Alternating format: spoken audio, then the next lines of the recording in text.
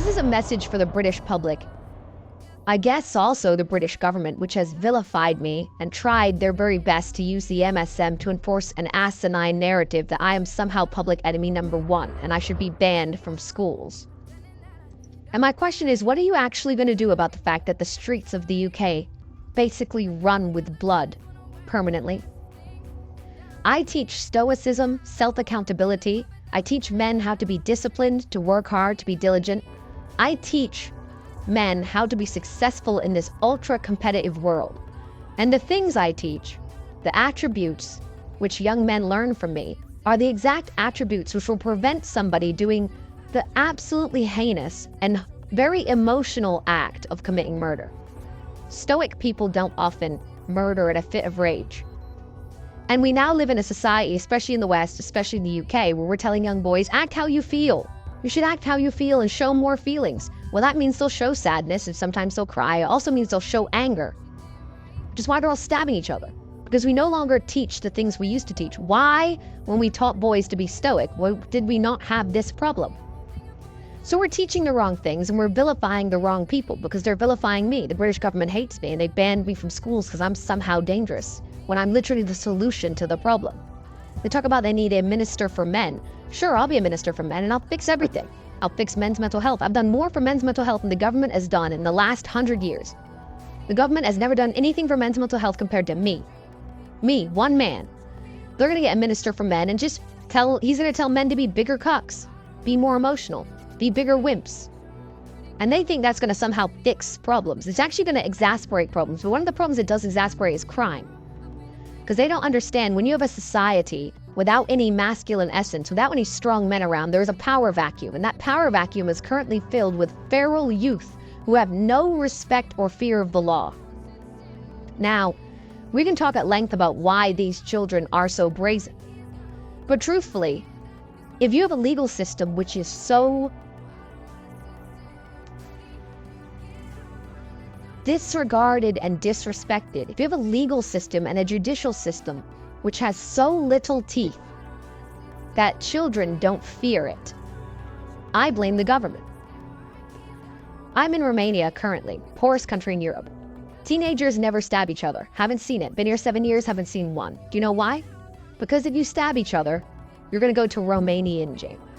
And let me tell you from personal experience, I was unfairly incarcerated for something that never happened for 93 days in a Romanian dungeon, and I never want to go back.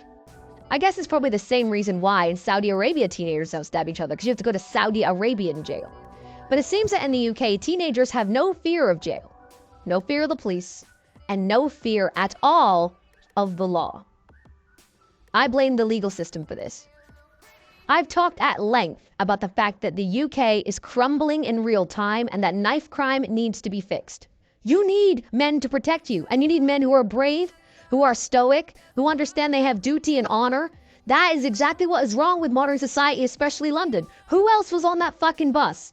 A bunch of boys. Because if a man was there, he would have stopped it. A bunch of children and boys and scared, cucked men. A bunch of liberal, left-wing losers. That's why London's failing in real time. Watched a 15-year-old girl get stabbed to death and didn't even do anything about it.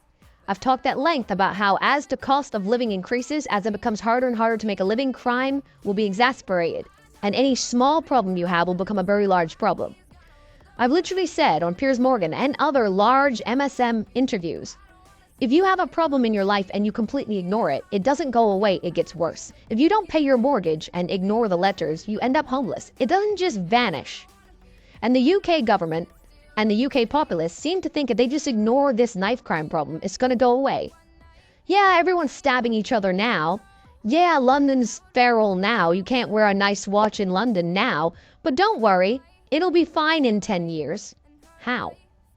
Without any decisive action being taken, without any members of parliament seeming to give a shit, without anybody in the British populace or the British public standing up and saying, we want drastic action, how does anybody expect this to get better? When you have a city which is losing, which London is losing in all metrics across its competitive cities around the world, and you're in charge of it, by extension, you're a loser. I will tell you right now, instead of virtue signaling and giving Qatar a hard time over their religious beliefs, what we should be doing is a treaty with Qatar to build a prison deep in the desert Make me mayor of London. We'll make a prison deep in the desert. And if you're caught with a knife or robbing someone, you can go do 25 years with 1 meal a day in the scorching sun. And then what we'll do is we'll put cameras there and we'll interview you once a week and broadcast that out to the nation and see if you change your mind and make people understand that this is a country that should be respected and our laws should be respected. Instead, what happens? What has Sadiq or any of the people in charge of this country actually done to fix any of our issues besides sit around and talk? Nothing. When I sit and try and teach young men to be disciplined and hardworking and diligent, I'm demonized and I am banned from school. Instead, we tell men to act feminine and act out on their emotions, and they get surprised when men then act angry. And the whole problem is this tornado, this upward spiral into insanity. And nobody's sitting there thinking, how do we fix this? So I made a video about knife crime 5 years ago. I made it very clear how I would fix the problem. I made it very clear that they would be hung. 6-7 years in jail, the last 3 years you're out, you're already 18, you're out by the time you're 25, running around again. Fucking that guy's gone forever, that family's ruined forever, and you're running around with a fucking knife thinking you're Rambo. I would fix this shit instantly. There would be the fucking corpses of these fuckers hanging from the bridge, and I guarantee after the first 4 or 5 are hung, after the first 4 or 5 have cried their eyes out on TV, the rest of these little pussies will think twice. And then some clowns have come along, because there's always clowns in the world, and start talking to me about human rights and how the UK would not hang anyone from Tower Bridge anymore because it violates human rights. What about the human rights of the people they stabbed? What about the human rights of the families who lost members because of some feral idiot? Their human rights don't matter, but now human rights matter. So, because I am a professional, I will give a new answer. If somehow the UK cannot execute these scum like they should, then here's what I would do if I was in charge of the problem, because Andrew Tate fixes things. I don't sit and I don't talk, I fix. And here's how the UK could fix itself overnight. I would build a prison. Maximum security prison. 24 hours a day lockdown. The most bare, the most Spartan conditions you can possibly imagine. Anybody who stabs anybody with a knife, whether they live or die, gets a full life term in my jail. And then I would take the BBC, which is the British Broadcasting Corporation, and instead of using it to convince the populace that I'm a misogynist, instead of using it to convince people to get vaccines they don't need, instead of using it to try and convince children to have sex changes, what I would do is use it to fix the actual issues with the country. And we would set up, like Big Brother, 24-hour-a-day cameras in this jail. Each week, you would have a 1-hour recap of the people sitting in their rooms alone, crying. And do you know what's beautiful about it? Every Saturday night, we'd broadcast it out to the nation. And there'll be a 16-year-old sitting there, watching another 16-year-old who stabbed someone, sitting in a room, crying for his parents, which he'll never see again. And he'll think twice, do I really want to be that person? The great thing about it is, it will fix things on a longer time frame. It'll be generational, because when that 16-year-old becomes 24 years old, and he turns on the TV, he will have his life interconnected with that person who was the same age as him once. He'll see the 16-year-old's now 24 in the same. He hasn't gone anywhere. He hasn't done anything. And that man will sit and think of all the things I've done between 16 and 24. I've fallen in love. I've got a job. I bought a car. I got a driver's license. I moved out. That man hasn't left his room. He will be so glad he did not commit crime. And he will do his very best to ensure his children do not commit crime. And we will fix the problem into the future generations. Because right now, these feral idiots, their parents aren't even telling them to do anything different. That is how you could so easily and quickly fix the problem. Why don't we use the BBC to actually help the nation? Because I don't see how getting a bunch of sex changes and vaccines is going to help anything. Because we all know that was garbage. Calling me a misogynist for the 55th time this week isn't going to help anybody. But this reality TV show we put together can show children of the country the genuine consequence for being an imbecile, for being evil. We fix everything. I've never heard a member of parliament mention this. Never heard law enforcement mention it. No one seems interested. You just stab someone, I guess you get 15 years. You of course only do half, that's 8 years. The last 3 or 4 years are on day release, you get to go home. So you stab someone at 16, you're out when you're 20, and the last 2 years you're on some version of parole. You're 23 back on the street with your Rambo blade. It's just fucking crazy. And nobody seems interested.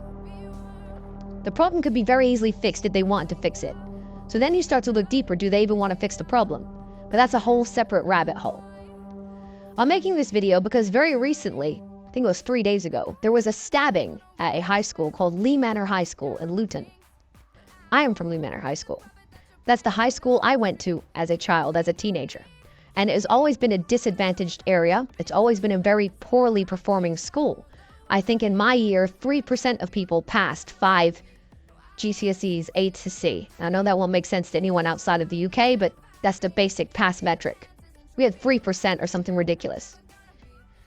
I want to give a message to everybody inside of Lee Manor High School. Your teachers may hate me, and the government may hate me, and these people may be too stupid and too blinded to understand I'm actually good for the world. And they may have tried to ban my name in schools, but if they actually reversed that decision and had any kind of brain, we could fix a lot of the problems. But I want to make something very clear. I'm Top G, I'm Andrew Tate. I have hundreds of millions of dollars. I've been to every country on earth. I have beautiful children who love me. I have a happy family. I have good friends. I have every car you can name, 52 of them. I have diamond watches. I have mansions. I have my own jet. I have my own boat. I have everything, and I'm from the same school you are from. Nothing ever held me back, because I understood if I do the right things and I work as hard as possible, I'll be monumentally successful. I did not allow anyone to put me in a box. I did not allow anyone to tell me that I was disadvantaged, that because I'm brown, because I'm from a council estate, because I'm from a bad school, I'm not going to do well. I didn't listen to any of them. I knew who I was going to be, and I got up and I worked hard to make it come true.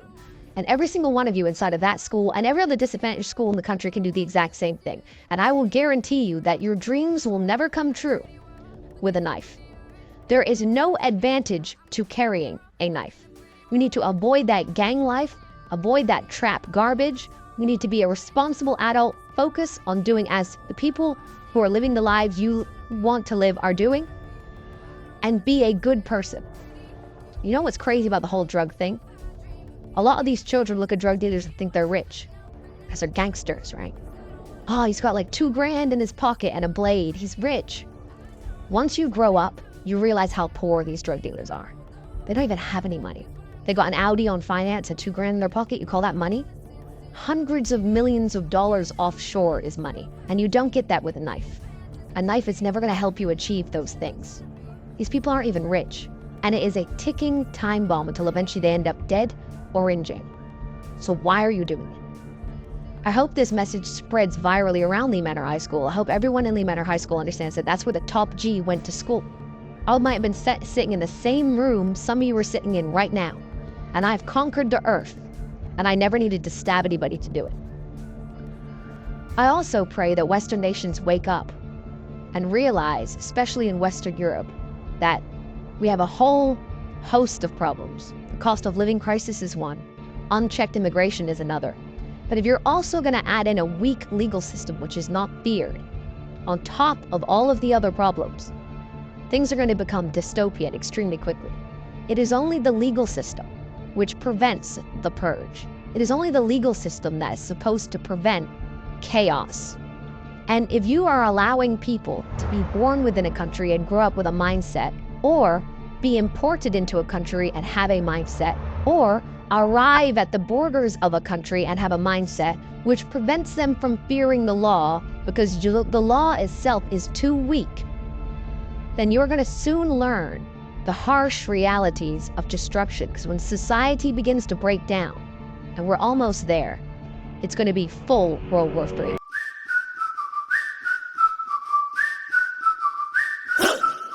Could dress up to get love, but guess what? I'm never gonna be that girl who's living in a Barbie world.